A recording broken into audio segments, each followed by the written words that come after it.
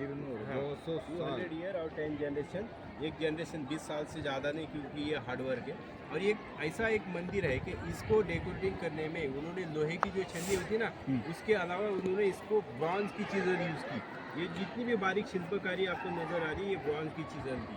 अब लोहे की क्या है, वो क्लिक करते तो एक्स्ट्रा पॉइंट लेकर होगी, और ब्रॉन्ज की सॉफ्ट होती है, उस पत्थर के अंदर जितना मटेरियल निकालना चाहेंगे उतना ही निकाल सकते हैं। तो ये सब कारीगरी ब्रॉन्ज की चीज़ों का ड्राइंग। हाँ।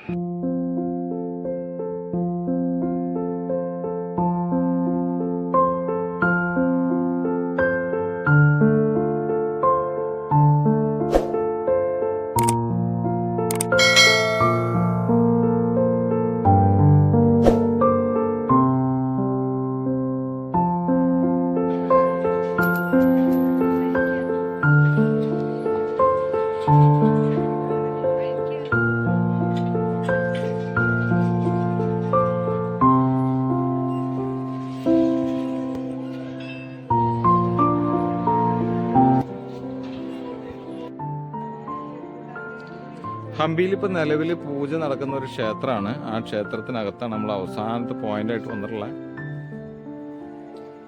ഇതിൻ്റെ അകത്തേക്ക് പ്രവേശിക്കാൻ വേണ്ടിയിട്ട് ഒരാൾക്ക് 25 രൂപ ടിക്കറ്റ് എടുക്കണം. പണ്ടത്തെ ഒരു കൊടിമരം, ഇതിൽ ഗോൾഡൻ പെയിന്റ് അടിച്ചിരിക്കുകയാണ്. ദണ്ടാണ്, ലോഹദണ്ടാണ് സാധനം. ഇത് പിന്നെ മരത്തിൻ്റെ പുതിയ,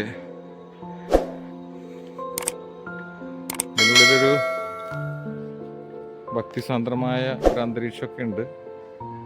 ജനത്തിരക്ക് കുറവാണ്. നന്ദികേശൻ്റെ അടുത്ത് ആരോ കഥ പറയുന്നുണ്ട്.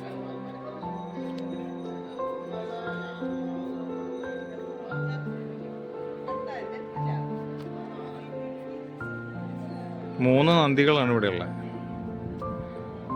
അതൊക്കെ നമ്മൾ മുൻപ് കണ്ടിട്ടില്ലാത്ത സംഭവങ്ങളാണ്. ഹോമകുണ്ഡം,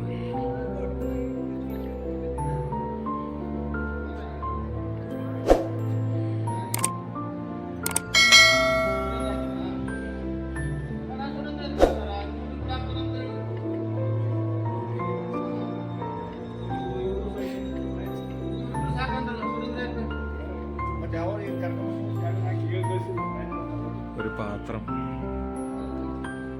കല്ലിൻ്റെ.